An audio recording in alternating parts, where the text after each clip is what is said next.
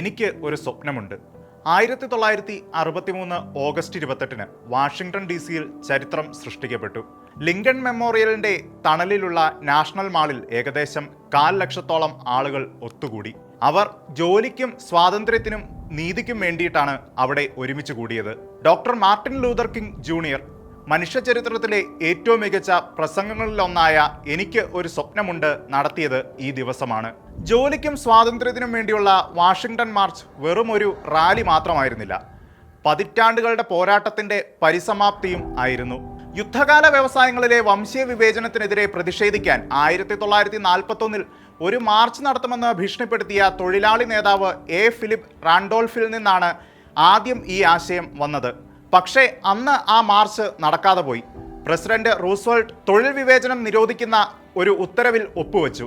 എന്നാൽ 2 പതിറ്റാണ്ടുകൾക്ക് ശേഷം മികച്ച സംഘാടകനായ ബയാർഡ് റസ്സിനൊപ്പം റാൻഡോൾഫിൽ ഈ ആശയം പുനരുജ്ജീവിപ്പിച്ചു.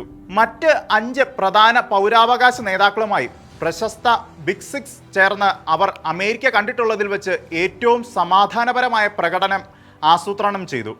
അവരുടെ ലക്ഷ്യങ്ങൾ ഇത്തവണ ഇരട്ടിയായിരുന്നു.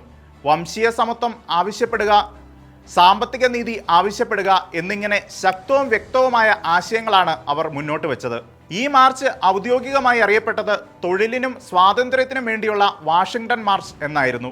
മാർച്ചർമാർ ആവശ്യപ്പെട്ടത് ഒരു വമ്പിച്ച ഫെഡറൽ തൊഴിൽ പരിപാടി, മണിക്കൂറിന് $2 എന്ന ഉയർന്ന മിനിമം വേതനം, തൊഴിൽ വിവേചനത്തിന് സ്ഥിരമായ നിരോധനം, വിദ്യാഭ്യാസത്തിലും പൊതുസൗകര്യങ്ങളിലും തുല്യ പ്രവേശനം, വംശീയ സമത്വത്തിനും അമേരിക്കയിലെ സാമ്പത്തിക അവസരങ്ങളുടെ പുനഃസംഘടനയ്ക്കും വേണ്ടിയുള്ള ആഹ്വാനം എന്നിങ്ങനെ ആ കാലത്തെ ഒരു സമൂലമായ ദർശനമായിരുന്നു അത്. എങ്കിലും എല്ലാവരും ആ മാർച്ചിനെ സ്വാഗതം ചെയ്തില്ല. പ്രസിഡന്റ് ജോൺ എഫ് കെന്നഡി ആശങ്കാകുലനായിരുന്നു. അക്രമം പൊട്ടിപ്പുറപ്പെടുകയും കോൺഗ്രസിൽ തന്റെ പരിഗണനയിലുള്ള പൗരാവകാശ ബിൽ നശിപ്പിക്കുകയും ചെയ്യുമെന്ന് അദ്ദേഹം ഭയപ്പെട്ടു. അത്തരത്തിലൊരു നീക്കമുണ്ടായാൽ തടയാൻ സർക്കാർ ആയിരക്കണക്കിന് പോലീസ് ഉദ്യോഗസ്ഥരെയും നാഷണൽ ഗാർഡുമാരെയും വിന്യസിച്ചു.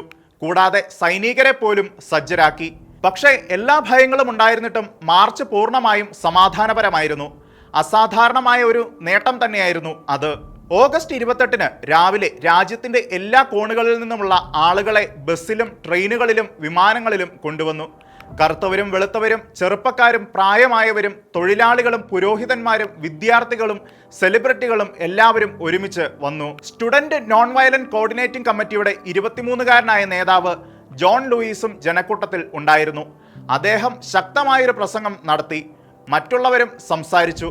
പക്ഷേ എല്ലാവരും ആ ദിവസത്തിലെ അവസാന പ്രഭാഷകനായ മാർട്ടിൻ ലൂതർ കിങ് ജൂനിയറിനായി കാത്തിരിക്കുകയായിരുന്നു. അമേരിക്കയുടെ മോശം ചെക്ക്, കറുത്തവർഗക്കാരായ പൗരന്മാർക്ക് ഒരിക്കലും നൽകാത്ത സ്വാതന്ത്ര്യ വാഗ്ദാനങ്ങളെക്കുറിച്ച് സംസാരിച്ചുകൊണ്ട് കിങ് തന്റെ തയ്യാറാക്കിയ പ്രസംഗം ആരംഭിച്ചു. എന്നാൽ പ്രസംഗത്തിന്റെ പകുതി വഴിയിൽ അവിടുത്തെ ഗോസ്പൽ ഗായികയായ മഹാലിയ ജാക്സൺ വിളിച്ചു പറഞ്ഞു, സ്വപ്നത്തെക്കുറിച്ച് അവരോട് പറയൂ മാർട്ടിൻ. മാർട്ടിൻ ലൂതർ കിങ് തന്റെ പ്രസംഗത്തിന്റെ ഗിയർ മാറ്റി. അദ്ദേഹം തന്റെ കുറിപ്പുകൾ മാറ്റിവെച്ചു. തുടർന്നുള്ള ആശയങ്ങൾ അദ്ദേഹം തന്റെ മുൻകാല പ്രസംഗങ്ങളിൽ നിന്നും എടുത്തതാണ്. പക്ഷേ ഇത്തവണ പ്രവചന ശക്തിയോടെയാണ് അദ്ദേഹം പ്രസംഗം നടത്തിയത്. ഐ ഹാവ് എ ഡ്രീം, എനിക്കൊരു സ്വപ്നമുണ്ട്, ഇടിമുഴക്കം പോലെ അദ്ദേഹം വീണ്ടും വീണ്ടും പറഞ്ഞു. ചർമ്മത്തിന്റെ നിറം കൊണ്ടല്ല, സ്വഭാവമനുസരിച്ച് വിലയിരുത്തപ്പെടുന്ന കുട്ടികളുടെ ഒരു സ്വപ്നം, മുൻ അടിമകളും മുൻ അടിമ ഉടമകളും സാഹോദര്യത്തിൽ ഒരുമിച്ചിരിക്കുന്ന ഒരു സ്വപ്നം, എല്ലാ പർവ്വത നിരകളിൽ നിന്നും മുഴങ്ങുന്ന ഒരു സ്വാതന്ത്ര്യ സ്വപ്നം എന്നിങ്ങനെ സ്വപ്നങ്ങൾ ആവർത്തിച്ചു. പ്രസംഗത്തിന്റെ അവസാനത്തിൽ അദ്ദേഹം പ്രഖ്യാപിച്ചു, free at last, free at last, thank God almighty, we are free at last. ലളിതമായി പറഞ്ഞാൽ ഐ ഹാവ് എ ഡ്രീം പ്രസംഗം മനുഷ്യർക്കിടയിലെ സമത്വം, സ്വാതന്ത്ര്യം, നീതി എന്നിവയ്ക്കായുള്ള ശക്തമായ ആഹ്വാനമായിരുന്നു. മാർട്ടിൻ ലൂതർ കിങ് തന്റെ പ്രസംഗം അവസാനിപ്പിച്ചു. വികാരഭരിതരായ ജനക്കൂട്ടം ഇടിമുഴക്കത്തോടെ കരഘോഷം മുഴക്കി.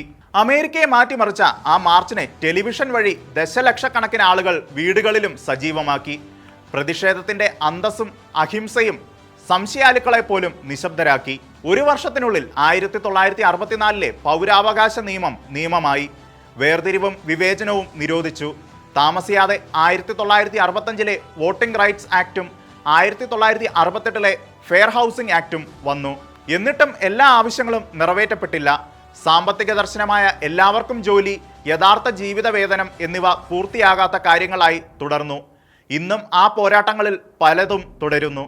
അഹിംസയിൽ ഐക്യപ്പെടുന്ന സാധാരണക്കാർക്ക് രാഷ്ട്രത്തെ പുനർനിർമ്മിക്കാൻ കഴിയുമെന്ന് വാഷിംഗ്ടണിലെ മാർച്ച് തെളിയിച്ചു. മാർട്ടിൻ ലൂതർ കിങ് ജൂനിയറിന്റെ "എനിക്ക് ഒരു സ്വപ്നമുണ്ട്" എന്ന പ്രസംഗം കാലാതീതമായ ഒരു ആഹ്വാനമായി തുടരുന്നു. വംശീയ സമത്വത്തിനു വേണ്ടി മാത്രമല്ല, അമേരിക്കയുടെ ഉന്നത ആദർശങ്ങളുടെ പൂർത്തീകരണത്തിനും വേണ്ടി. ലോക ചരിത്രത്തിലെ ഏറ്റവും മഹത്തായ പ്രസംഗങ്ങളിലൊന്നായി ഇത് ഓർമ്മിക്കപ്പെടുന്നു. ചരിത്രത്തിന്റെ ചാപത്തെ നീതിയിലേക്ക് എത്തിക്കാൻ വാക്കുകൾ സഹായിച്ച നിമിഷമായി അത് എക്കാലവും നിലകൊള്ളുന്നു.